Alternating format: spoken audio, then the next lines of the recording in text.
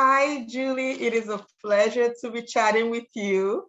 I'm super excited to be chatting with you, not only because we are colleagues, but because of our shared passion and the work that we do in the Career Center. So I feel like a bit privileged because I get to work with you on a daily basis and I get to interview you for this important celebration and acknowledging Asian American history as well as Pacific Islander history in the US. So thank you for being a part of this conversation. Thank you so much, Ade. I'm so excited. I feel very privileged to be able to talk with you today. So I am so excited to answer any questions you have for me. All right, so let's get started. Can you please tell me about yourself and how you identify? Sure, thank you. I can definitely tell you about my background and how I identify. So I am Vietnamese American. I was born and raised in Southern California, and my parents immigrated to the US after the Vietnam War. You may wonder, okay, what is a Californian doing in the Boston area? Well, I actually moved to another coast of the East Coast from the West Coast because I wanted a change of scenery and a change of weather. But what I've gotten out of that experience has been so wonderful because I've been able to learn about so many different cultures, work with so many incredible people like yourself.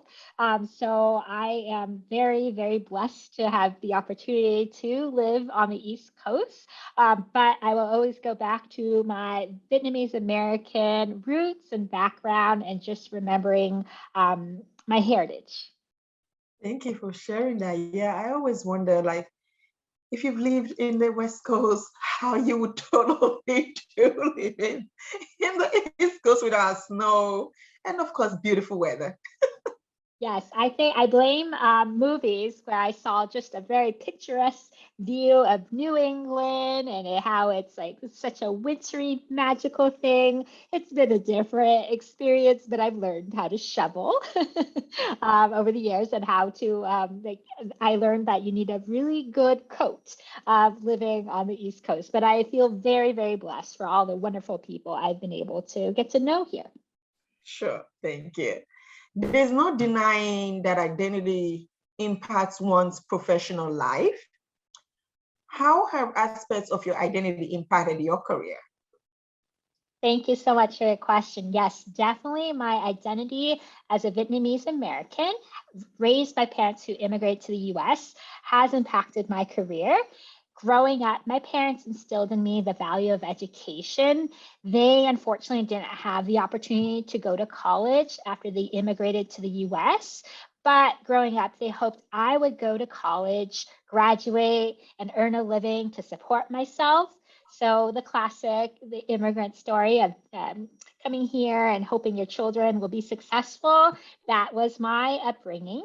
And to me, college was a ticket to a better life. So in school, starting from elementary school, middle school, and high school, I did everything I could to earn straight A's when possible so that I could go to college. And I gained acceptance to college. I ended up going to UCLA, and there I majored in Asian American Studies. But after graduation, I didn't know what I could do with a degree in Asian American Studies. So I worked in the UCLA School of Theater, Film, and Television, and that's where I decided that I wanted to pursue a career in that field. So I moved to New York to pursue my master's degree. And while I was in my master's program, I realized I wanted to work in admissions as my first job after graduate school because I wanted to help students, particularly first generation students and students from underserved communities, navigate the college admissions process. What I was looking for was to be a guide for college applicants that I didn't have growing up because I had to navigate everything on my own, which I'm very blessed to have figured out the whole process, but I wanted to help others going through that admissions process. So my love for education was inspired by my identity as a Vietnamese American first generation college student. And I wanted to work in higher education so I could help students grow academically, professionally, and personally. Wow, that's very impactful. I find it always inspiring that, a lot of the people who I meet in higher ed talk about the experience that they either didn't have and how that inspired them to come in and do that work that they're doing, or an experience that they had that was so impactful and they wanted to pay it back or sort of pay it forward. So I appreciate what you bring to the table in how this affects your work and your identity as well. I have a question here that sort of like talks about the significance of AAPI Heritage Month. First of all, what does the term mean for you? And does this Heritage Month hold significance for you as well? Yes, thank you so much for your question. Yes, so the term AAPI means a lot to me. There's a lot there to unpack. So I'll try to do that to the best of my ability. I'll say that, thank you. I'll say that on the one hand, it's so neat that there's a term that recognizes such a diverse population. But I do think with that comes the challenge of having a term that groups different ethnic groups together, and it doesn't really uncover how we're different and the special parts of each culture.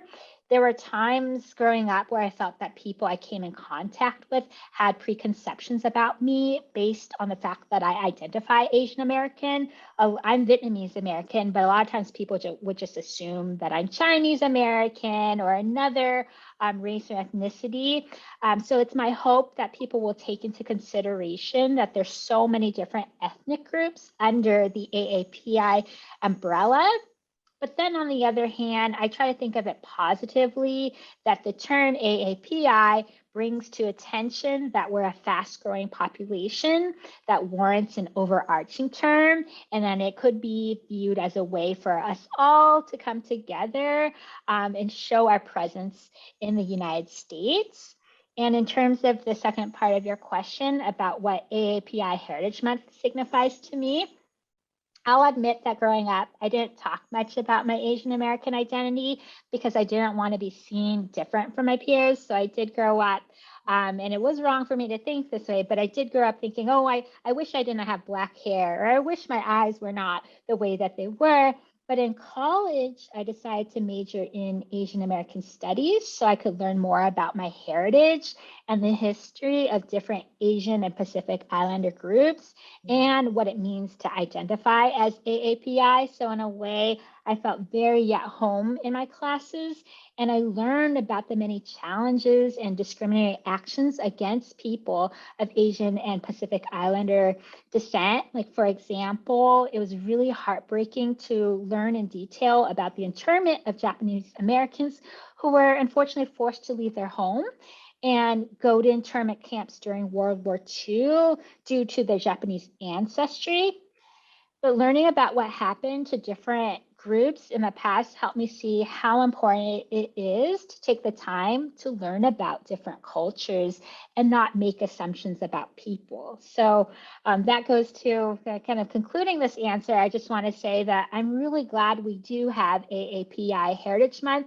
And I learned about recently why they chose May, which was because it was to honor the first Japanese who immigrated to the US on May 7th, 1843. And then it also celebrates the anniversary of the completion of the Transcontinental Railroad that happened May 10th, 1869, which was due to the hard work of so many immigrants from China. So I feel it's really important to recognize what AAPIs have contributed to our society. But I do believe it's important to reflect on the challenges that AAPIs have faced and consider how everyone can contribute to a more diverse, equitable, and inclusive country. Wow, thank you so much. I really appreciate that thoughtful response. How has your racial and cultural identity empowered and encouraged you to continue in your line of work? Thank you so much. That's an excellent question. So in my Asian American Studies classes at UCLA, I learned a lot about people's histories and retelling their story. So that's something that was instilled in me.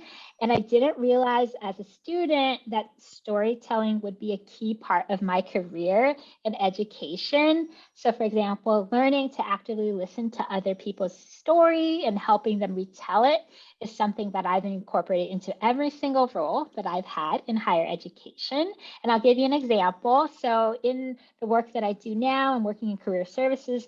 I help students tell their career story through different ways, like writing a resume, crafting a cover letter, and developing a LinkedIn profile. I go back to this idea of sharing your story.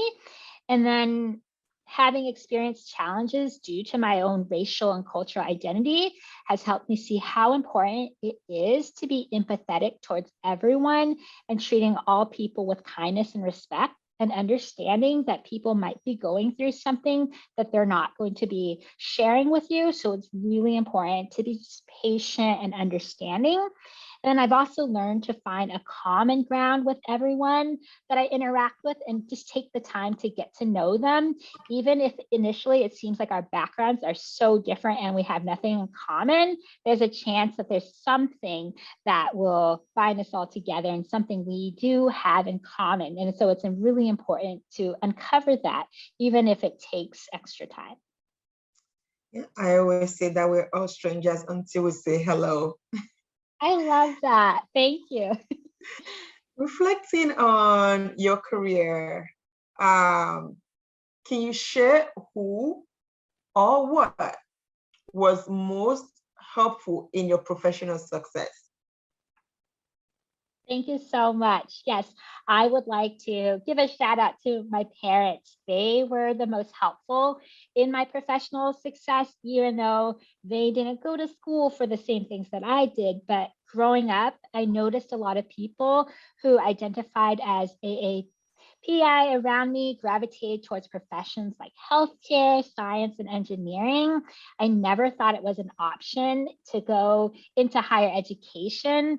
But my parents, although they're very traditional, and yes, they probably would have liked me to go into these careers, they probably would have been completely fine with it. They were very, very supportive of me in going into education, and seeing all the sacrifices that they made to help me have a better life really propelled me to always put forth my very best effort, never give up on any circumstance, and just do good for the world, because ultimately what was important to them was not necessarily about having the status, but the contributions you're going to make in the country and making the world a better place. Absolutely. And I can testify that you're doing that. Thank you What so are, much.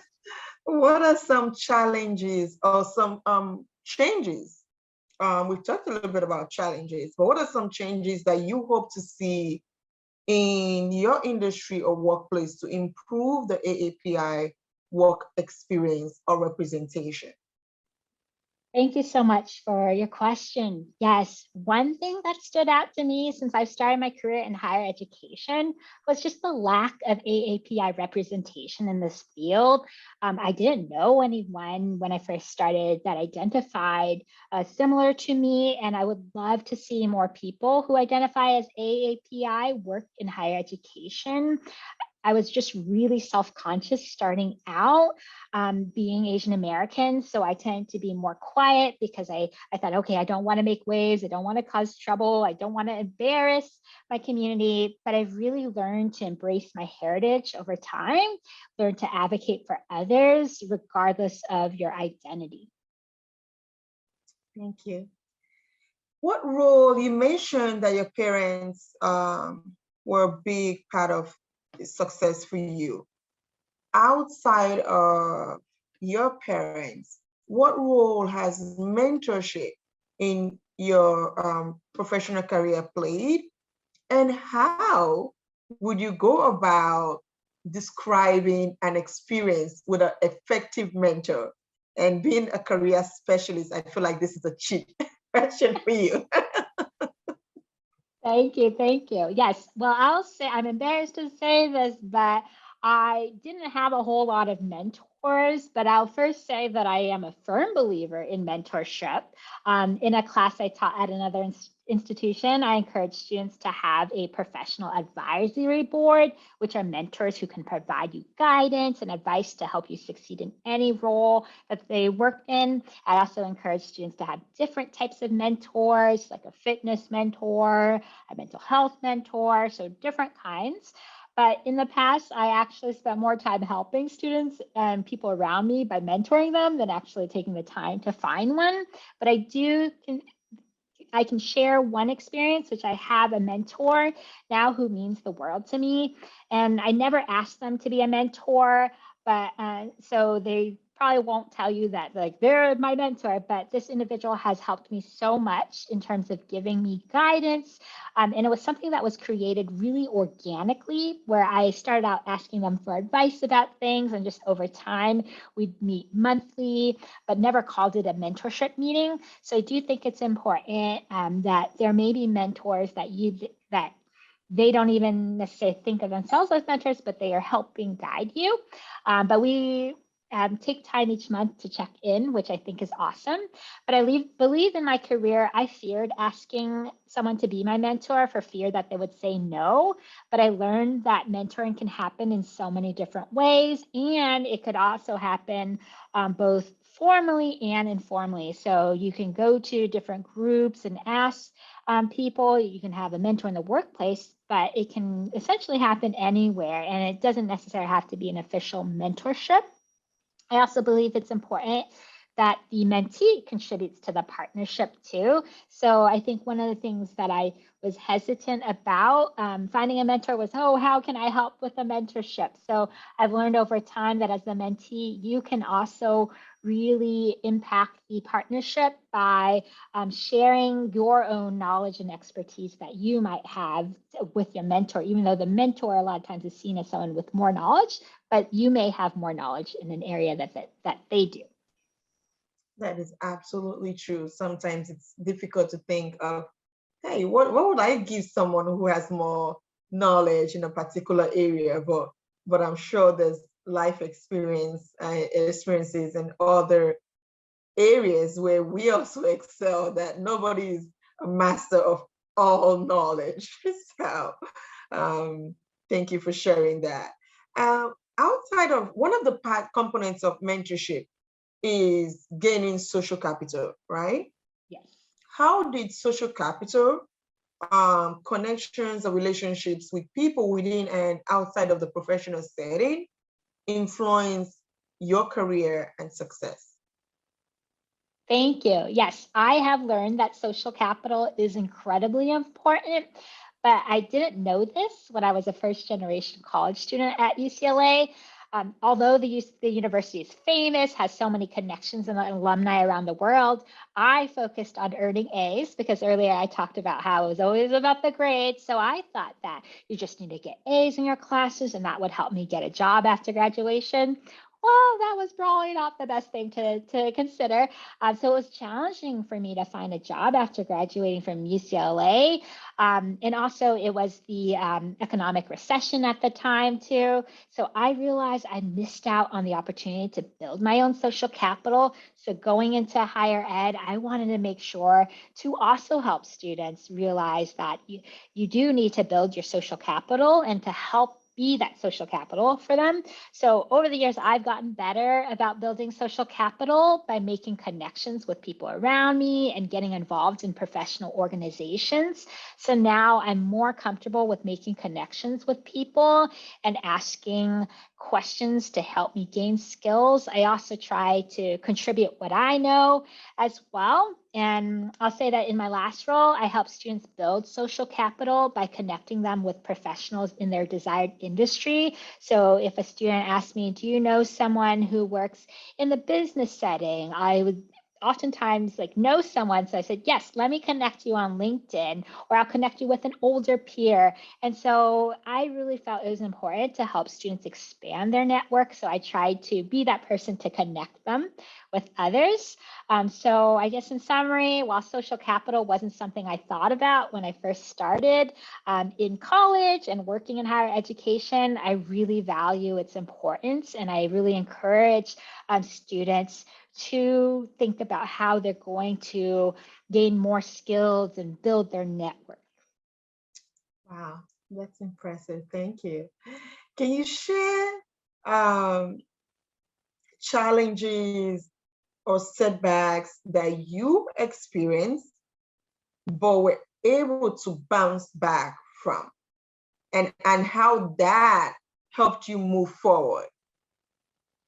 Yes, thank you. Yeah, and for me, talking about challenges, probably a few years ago, I would say, oh, I don't know if I could talk about challenges, but now I'm more comfortable about speaking about them. So I will share. I've suffered from imposter syndrome throughout my career, and it wasn't up until recently that I started speaking out about it. Since I haven't met a lot of people who share my Asian American identity in higher education, at times I felt like a fraud. And one thing that's helped me overcome this has been collaboration.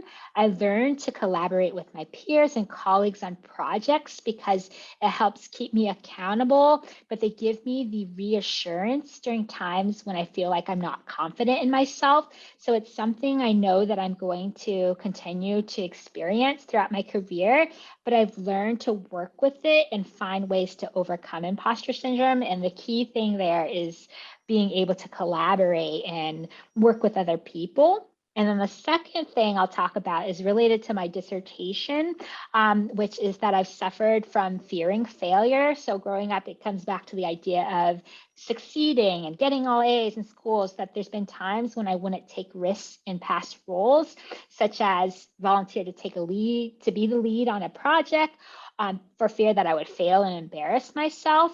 But I focused my doctoral research on failure, and I realized that in most cases, it's okay to fail. So the important part about it is that you're going to learn from those failures and not repeat them.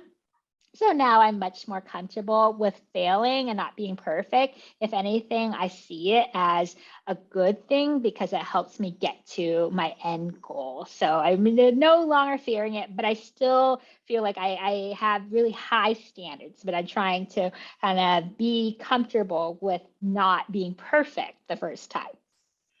Yeah, when I think about a lot of great people in society and the number of times that they failed, we sometimes focus a lot on like the times when they did something triumphant.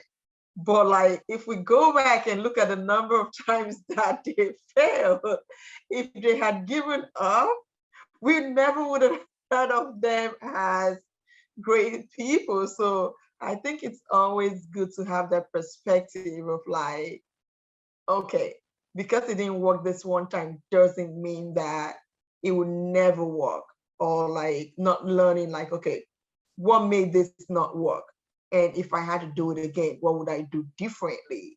And I think that you taking that challenge, studying it, and blessing us with the research and knowledge, like, hello, I guess that's what education is all about. So thank you for that.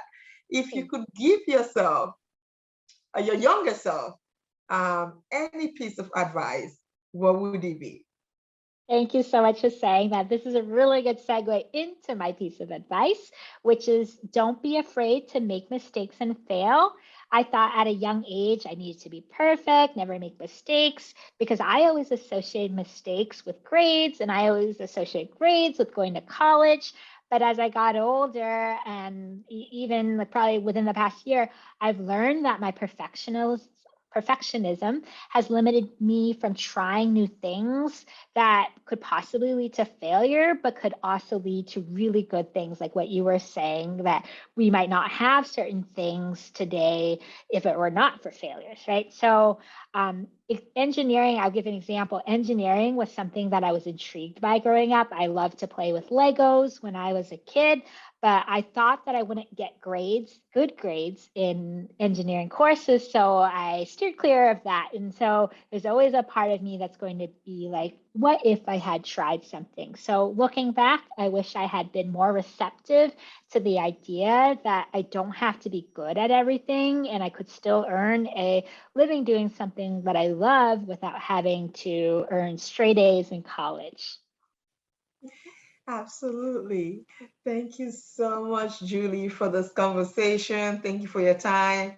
And it's a pleasure to have you on our team, working with our sophomores and our juniors and helping them navigate their career paths and preparing for a successful career post graduation. So it's been a pleasure to chat with you, and I look forward to our continued work together.